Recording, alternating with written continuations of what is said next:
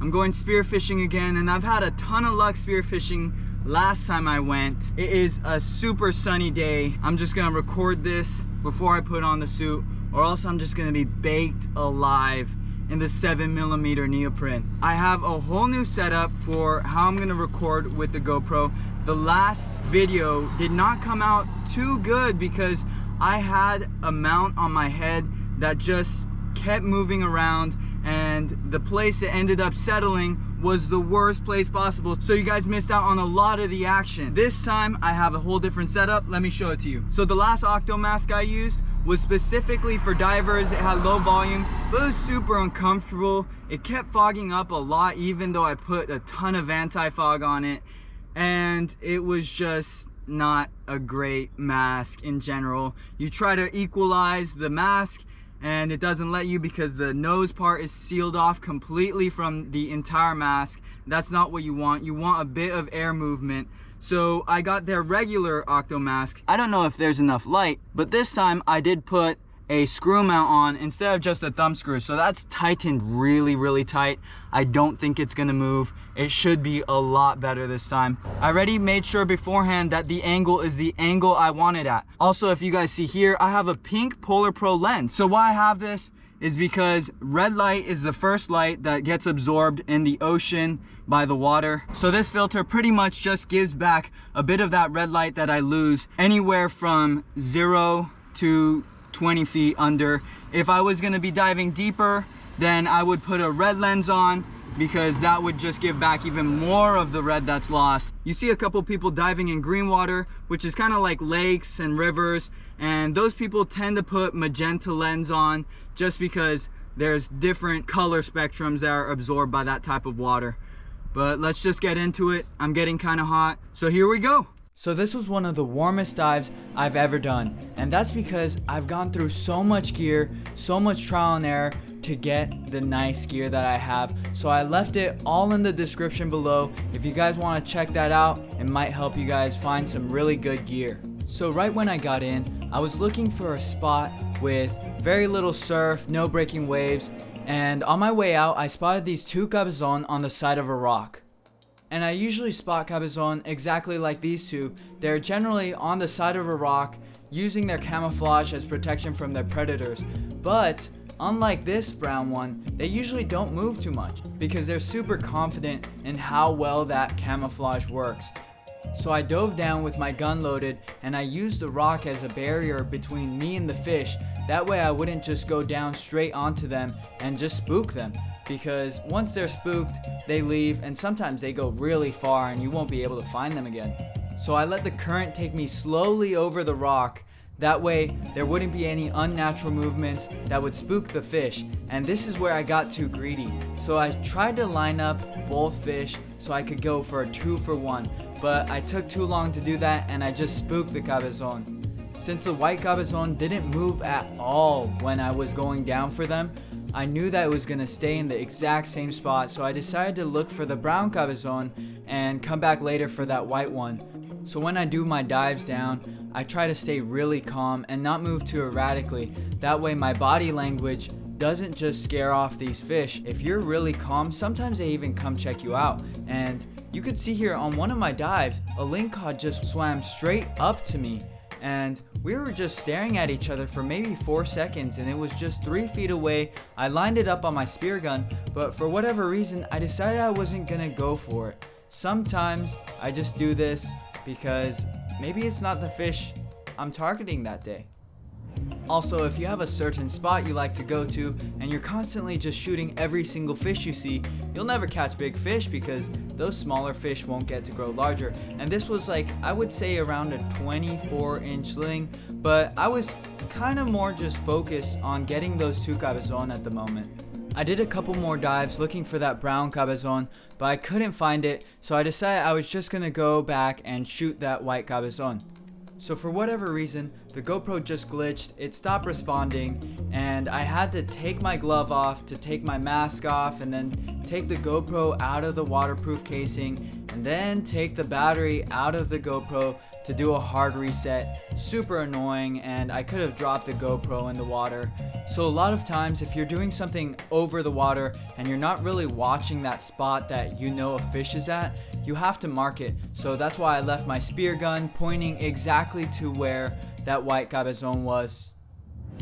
So I went back and lined up a headshot on the white Cabezon, but I didn't notice that the entire time the brown Cabezon was just to the right, and I spooked it again. On top of getting surprised by that brown Cabezon, I had the safety on the gun, so I had to go up and turn it off, hence why I didn't take the shot. So you see me right here, and I'm not fighting against the current. I'm just waiting for when it's going to be in my favor and push me right to the rock that the Cabezon are on. But because it was kind of pushing back too quick, I didn't get a stable shot, so I didn't get that shot the second time. Then I went back down, but my safety was on. This safety is a bit loose. I don't know if it's broken. It was my dad's gun, but sometimes it just turns on and I don't even turn it on. So I turn the safety off, go back down, and I'm like, okay, this time I've got it for sure. But this brown Cabezon is just so spooked that it just doesn't let me take the shot. And I was just being way too hesitant with the shot, just trying to line up a perfect headshot when I should have just taken any shot I could have gotten. So after just going back and forth, playing cat and mouse with this brown Cabezon, I decide, okay, I'm just gonna go for this white one. So I go down and it's just staying still, so it's a pretty easy shot. And if you guys noticed when I brought it up, it used to be like a bright blue. I know I keep saying white, but it's like a bright whitish blue. But it used to be that bright white color, and now it's more of like a marbled brown. So they change color really quick once you shoot them. It's pretty interesting. So I actually stuck around for a little bit more, trying to find that brown Cabezon. And while I was doing that, I spooked a rockfish, a grass rockfish, out from under a rock. And what's interesting about these fish is that Cabezon usually bolt to like grass or rocks where they feel camouflage.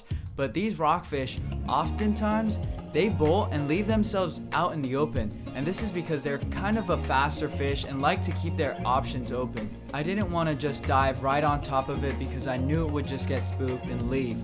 So I decided to swim a bit down and dive from there. You also have to make sure that you're not just staring at the fish. You have to keep it in your peripheral vision, because if you're looking at it the entire time, it knows that you're hunting it. It knows that you're after it and that you're interested in it. And I let the current once again just take me straight to the fish, and it let me get pretty close because I was just flowing with the current, not actively trying to chase it. Then I just lined up a good headshot and stoned it, which is when you shoot it straight through the head and it dies instantly, as you can tell since it's not even fighting. And that was a really good sized rockfish. These grass rockfish actually get pretty big. So I abandoned my brown Cabezon pursuit and decided to explore somewhere else. And while I was doing that, I was looking for where I thought a fish might be hiding, and I came across this little ledge, and I thought, oh, for sure there's a fish down there. So I turned on my light, went down, and sure enough, I saw the edge of a fishtail, and it looked like a grass rockfish, big enough to be a keeper. So I decided to take a shot and totally missed because I was aiming for the head. Went up, took a breath, went back down, and this time I was gonna aim for the back of the body rather than for where I thought the head was, and I really hoped I didn't spook it. It was still there, so I lined up the shot, took it, and as you can see by the moving spear gun, I got it. But the flopper didn't deploy, so the fish was able to get off and swam out the other end of the tunnel. And if I had known that this wasn't just a little hole and that it was a tunnel, I would have dove down from the other side and taken a headshot. I dove for around 8 to 10 minutes looking through all of the little rocks and all the little holes that this fish could have swam into, but I couldn't find it. I really try to secure my catch when I shoot the fish because these shots are lethal, so every shot taken on a fish is just gonna kill it. So if it dies in the hole, that's kind of me wasting the fish. So I always try to recover that fish, but unfortunately I just couldn't find out where it went. So at that point, I was thinking of going back in. I decided to do some fun dives on the way back in, and I happened to see a lingcod. And at this point, I was like, I'm gonna get this lingcod.